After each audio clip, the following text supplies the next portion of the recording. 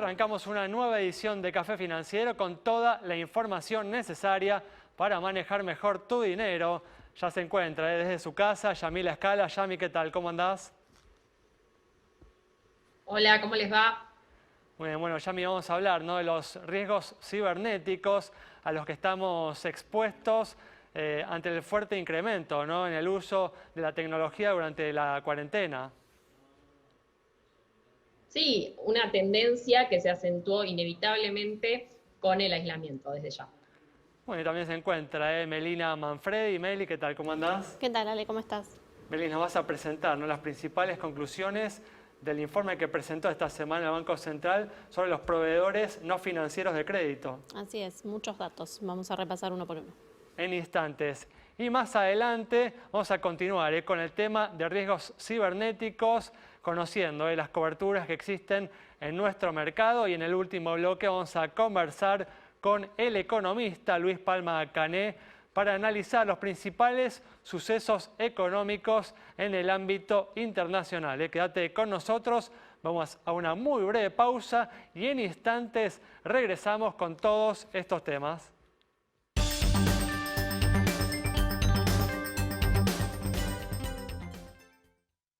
Y muy bien, decíamos hace instantes que esta semana el Banco Central presentó un informe sobre los proveedores no financieros de crédito, estas instituciones que otorgan créditos fuera de la órbita de la entidad monetaria. ¿Cuáles fueron, Meli, las principales conclusiones de este informe?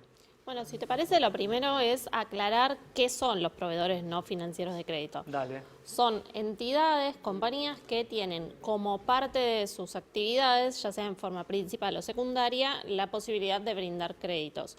Pero no son bancos. Entonces, ¿cuál es la diferencia? Bueno, la más básica es que no toman depósitos de clientes Esa para es la después principal prestarlos. diferencia, ¿no? Exacto. Sin embargo, hay muchas que están inscriptas ante el Banco Central y tienen un régimen de información sobre el cual ahora el Banco Central saca este informe, que tenemos en placa las principales conclusiones. Básicamente, el Banco Central lo que hizo fue analizar 288 operadores, entre los que incluyó cooperativas, mutuales, empresas de retail como venta de electrodomésticos, fintech y también algunas empresas que emiten tarjetas no bancarias de crédito. Lo que vio es que las tasas promedio en lo que fue el primer trimestre del año estuvieron entre 113 y 125%, con una mediana, ¿no?, el valor real del medio, en 100%. Fueron aproximadamente hay 4 millones de deudores dentro de lo que es este sistema no bancario. De ese total, más de la mitad tiene además deudas con el sistema bancario, con lo cual es gente que está múltiplemente endeudada. Claro. Y por supuesto, y esto es algo que siempre mucho desde el sector fintech se machaca con esto, es que atienden a un segmento de gente que no está incluida financieramente, que tiene una mora mayor, un riesgo mayor, por lo tanto la mora promedio de estas empresas está en 36%, son unos 30 puntos más aproximadamente respecto de lo que es la mora en el sistema bancario tradicional. Claro, ese es el motivo con el que este tipo de entidades justifican, ¿no?, las elevadas tasas de interés que ofrecen en relación a las de las entidades financieras, ¿no? Claro, está por un lado el tema del riesgo y por otro lado el tema del elevado costo de fondeo, porque como no tienen el fondeo barato de los bancos que les dan los depósitos, bueno, tienen que salir a fondearse con deuda en el mercado o tomando a su vez otros préstamos en el sistema financiero, con lo cual eso es lo que desde el sector argumentan para justificar las tasas. Muy bien, perfecto. Importante información. Recuerden, ¿no?, aquellos que tienen la posibilidad de elegir que financiarse, ¿no?, en las entidades bancarias de primera línea es lo más recomendable, justamente porque son las que tienen menores costos, por estos motivos que acabamos de mencionar. Bueno, vamos a continuar con información ahora en este caso de riesgos cibernéticos, ¿no? En el contexto de la cuarentena y del mayor uso de la tecnología estamos expuestos justamente a nuevos riesgos. ¿Es así, no, Yami? ¿Recuerdan la palabra hackeo? Bueno, con este término lo que hacíamos era de alguna forma dimensionar todo lo que hacía a los ataques cibernéticos. Ahora la cuestión se complejizó mucho y hay muchas posibilidades que uno tiene a nivel persona, a nivel empresa, ¿sí?, de sufrir un ataque justamente al sistema que termina impactando en la vida, en el día a día. Entonces, bueno, está la posibilidad del ciberseguro, ¿sí?, para el ciberataque. En concreto, una de las empresas a nivel global en lo que es ciberseguridad afirma que en Argentina solamente el 23% de las computadoras comerciales está en riesgo. Y está la red empresarial, la red doméstica, todo lo que implicó la cuarentena, el aislamiento, respecto solamente 2 puntos: teletrabajo, ¿sí?, y compras online. Piensen solamente cómo sus vidas se vieron afectadas por la llegada del online, que solucionó un montón de cosas, que cada vez igual y más allá del COVID es parte de nuestra vida, pero que de repente, y algunos lo llaman, por ejemplo, para las empresas, la nueva responsabilidad civil. Tendencia global, tendencia local, se habla de hasta un 200% de aumento en las consultas, y en el próximo bloque vamos a estar hablando específicamente de qué coberturas. Hablamos de daños concretos en la vida del día a día. Ustedes saben que existe el phishing, el fraude, la extorsión, y solamente webs que están diseñadas para que uno, ¿sí?, tenga este problema, y de repente, bueno, el daño tal vez más frecuente es perder dinero. Bueno, ¿cómo evitarlo? ¿Qué opciones hay para uno prevenirse? Y también, como siempre, tener más información, porque esto no implica que el riesgo de no vamos a salir a la calle porque hay robos, pero bueno, sí, perdón, no vamos a dejar de salir a la calle porque hay robos en la calle, pero sí saber que es algo, una tendencia que se confirma, y donde, bueno, es un ambiente donde cada vez, ¿sí?, hay más posibilidades. Entonces se trata de estar atentos, de seguir todas las recomendaciones, de utilizar y siempre estar con aquel sitio que a uno le da seguridad, y si no, consultar. A continuación, entonces, les decíamos, vamos a ver específicamente, por ejemplo, a nivel local, qué opciones hay. A nivel, a ver, las empresas grandes generalmente esto ya lo tienen resuelto, están muy avanzadas en materia de ciberseguridad. No así en lo que refiere a, por ejemplo, pymes o personas que de repente empezaron a trabajar en su casa. Muy bien, en el contexto de la pandemia y del fuerte incremento en la incertidumbre global, viene creciendo el precio de la cotización del oro. ¿Cómo se puede, Meli, acceder a este activo en nuestro país? Claro, como vos decís, Ale, el oro es el activo de refugio por excelencia. Por supuesto, un activo no tan líquido, un poco difícil al momento de desarmar la posición. Hay que tener en cuenta que dentro de nuestro país lo que es el oro amonedado se considera dentro del cepo cambiario, con lo cual se puede comprar hasta el equivalente a $200 mensuales para las personas físicas. Se puede comprar, por un lado, en Banco Ciudad, que vende oro de fabricación nacional, vende y compra, por supuesto. Y si no, lo que recomiendan a veces los expertos es directamente hacer una inversión más lateral en, por ejemplo, una empresa minera como Barrick Gold, que tiene los CDRs acá en Argentina, para beneficiarse de la suba del commodity, pero a la vez saltear el cepo cambiario y poder desarmar rápidamente la posición.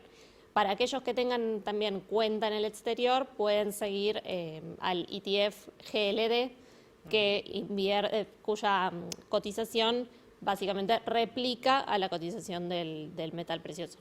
Bueno, alternativas entonces para invertir en el oro, cuya cotización viene creciendo fuertemente en los últimos meses. Cerramos de este modo este bloque. Quédate con nosotros. Al regreso vamos a hablar de las coberturas que existen contra riesgos cibernéticos.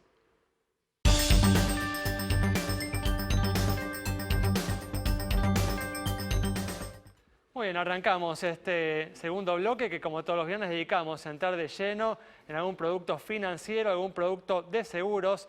Y hoy vamos a hablar de las coberturas que existen para protegernos contra los riesgos provocados por el uso de las nuevas tecnologías. Para hablar de este tema se encuentra Juan Ramallo, que es gerente de líneas comerciales y segmento corporativo de Seguros Sura. Juan, ¿qué tal? ¿Cómo andás?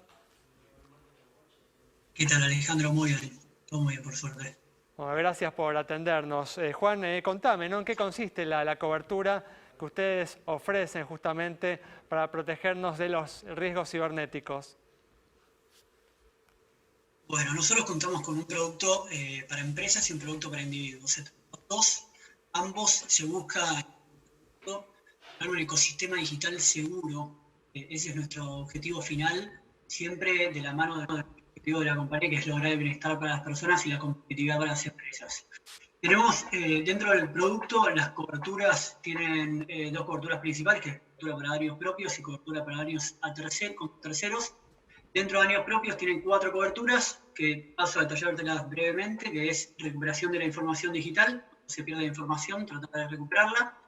Interrupción de su actividad empresarial, en el caso de individuos esta cobertura no va. En el caso de empresas, el lucro cesante es el beneficio bruto. Después tenés la extorsión cibernética, que tanto personas como empresas es cuando les bloquean los sistemas y les piden rescate, dinero para recuperar los sistemas o información. Después transacciones bancarias fraudulentas, que es cuando les piden, les hacen perder dinero por una transacción bancaria y la SURA la indemniza.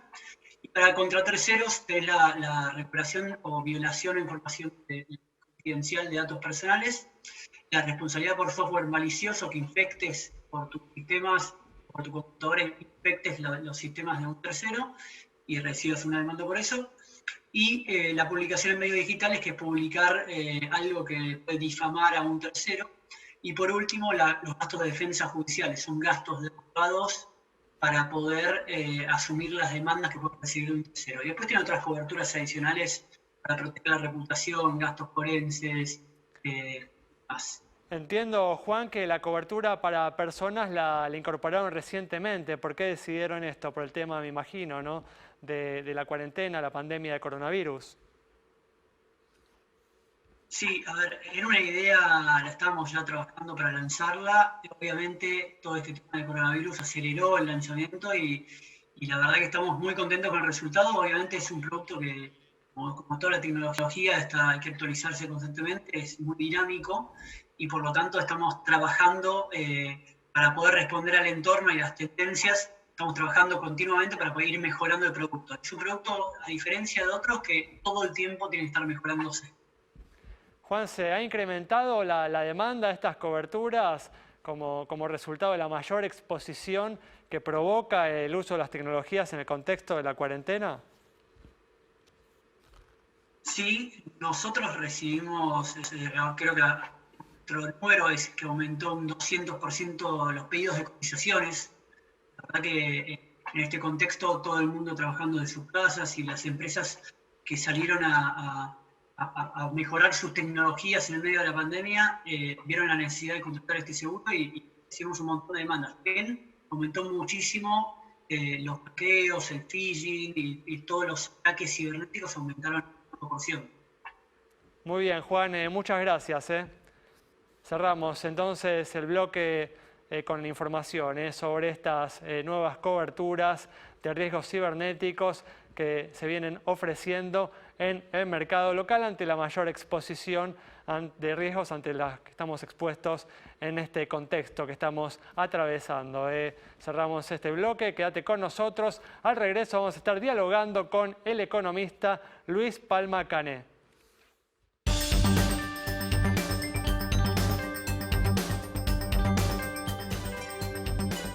Muy bien, arrancamos este último bloque ya con la presencia del economista Luis Palma Cané para analizar los principales sucesos económicos en el ámbito internacional. Luis, ¿qué tal? ¿Cómo andás? ¿Qué tal, Alejandro? Un gusto, buenas noches. Bueno, gracias por participar una vez más aquí en Café Financiero. Bueno, Luis, ¿cuál es la evolución que se viene dando en la economía global tras los efectos de la pandemia de coronavirus? Yo te diría que lo que está pasando era previsible, obviamente no la pandemia, pero sí los impactos o los efectos que iba a tener la pandemia, sobre todo que, como todo el mundo sabe, esta epidemia tiene características muy disímiles a otras porque es altamente expansiva y todavía no existe sanitariamente un remedio para contrarrestarla. Entonces, lo único que sanitariamente se encontró fue el confinamiento social y económico, y por lo tanto esto generó rápidamente una crisis de oferta, porque evidentemente al cerrarse la actividad productiva no había producción de bienes y servicios, Claro. y casi simultáneamente una crisis de demanda por caída de ingresos, por no generar evidentemente la oferta que encontrara su demanda. ¿Hay, Luis, Entonces tenemos disculpa, ¿hay alguna estimación de cuánto va a caer el PBI global este año? La estimación que tenemos del PBI global es la última del Fondo Monetario, que es alrededor entre el 6 y el 8%, lógicamente con mucha disparidad entre los mínimos y los máximos. Claro, justamente, ¿no? ¿Cuáles son si tenés la información, cuáles son, ¿no?, los países que están siendo, ¿no?, más afectados por la pandemia y aquellos que están teniendo un mejor desempeño? Los países que están más afectados por la pandemia, te diría que son los emergentes vulnerables, que ya venían vulnerables. Quizás el ejemplo mejor, Alejandro, es Argentina, porque Argentina, la crisis que está padeciendo ahora no nació con la pandemia, venía con una caída de 5 puntos en el Producto Bruto del primer trimestre y va a caer entre el 10 y el 15%. Yo te diría que ese es un extremo, y del otro lado de la punta está China, que es el único que estaría creciendo entre el 1 y el 2%. Todas estas estimaciones, Alejandro, están en función de que no aparezca el famoso y temido segundo brote. Si esto aparece, el recupero que se está dando en este momento de la actividad económica, porque convengamos que el segundo trimestre a nivel global la caída fue no menor al 15%, y por lo tanto para que a fin de año en promedio el PIB global caiga alrededor del 5 y pico, 6%, requiere una mejora de la actividad económica en el segundo semestre, y eso va a depender en forma prácticamente total de que no aparezca un segundo brote, porque si aparece un segundo brote, vamos a volver, como en la Argentina, a un confinamiento social y económico que va a deteriorar todavía más el nivel de actividad y va a ser más complicada la recuperación a partir entonces ahora en ese esquema en el 2021. Se ha dicho de otro modo, para hacerlo sintético, si no hay segundo brote de la epidemia, el pronóstico es que a nivel global en el segundo semestre va a haber una recuperación de la economía, a tal punto que en ese escenario para el 2021 se prevé un crecimiento entre el 3 y el 5% de la economía global, siempre con muchas disparidades individuales. Pero, de nuevo, si aparece, a fuerza de ser repetitivo, un segundo brote, bueno, entonces la cuestión cual y cuantitativa que estamos hablando acá va a ser mucho más complicada. Sí, Luis, acá está Melina Manfredi, que también te quiere hacer una pregunta. Hola Luis, ¿qué tal? ¿Cómo no? Quería preguntarte ¿Qué por tal? las medidas que tomaron los bancos centrales, los gobiernos del mundo. ¿Cómo las viste? ¿Tenían otra chance de hacer otra cosa? Y en todo caso, ¿cuánto tiempo puede durar esta super expansión monetaria y estímulos a nivel global? La respuesta es muy clara y muy concreta. Si algo aprendimos en la crisis del 2008-2009, gracias a Bernanke, fue que era fundamental para detener una crisis económica semi-global, como fue en aquel momento, con políticas financieras y fiscales de estímulo. Las políticas financieras de estímulo básicamente son la fuerte inyección de dinero a través del Banco Central, fuerte baja de la tasa de interés, y las políticas fiscales de estímulo son básicamente la baja de los impuestos personales y empresarios, precisamente para levantar el consumo y que no caiga la inversión por otro lado, y también un importante apoyo de inversión en obra pública.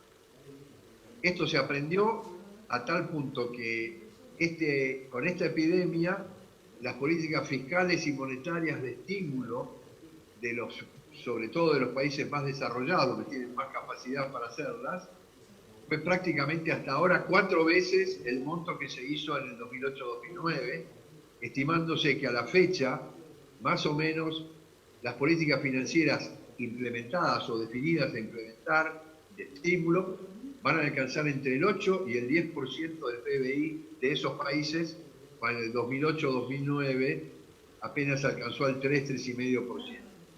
Lo importante para mencionar respecto a tu pregunta es que estas políticas financieras y fiscales de estímulo han sido fundamentales para evitar que esta crisis económica, que ha sido fuertísima, hubiera sido dramática, digamos. Sin estas políticas fiscales y monetarias de estímulo, estos números que estuvimos hablando podrían multiplicarse fácilmente por 2 y la recuperación sería mucho más difícil.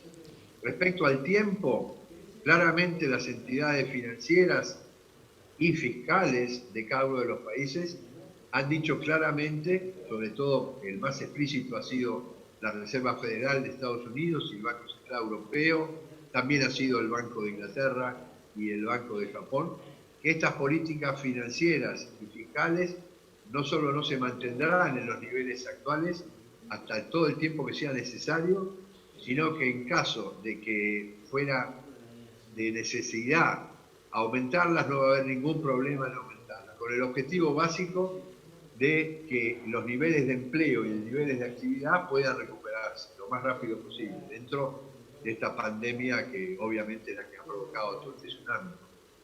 ¿Y qué pasa, Luis, en el caso de las economías más vulnerables, como la Argentina?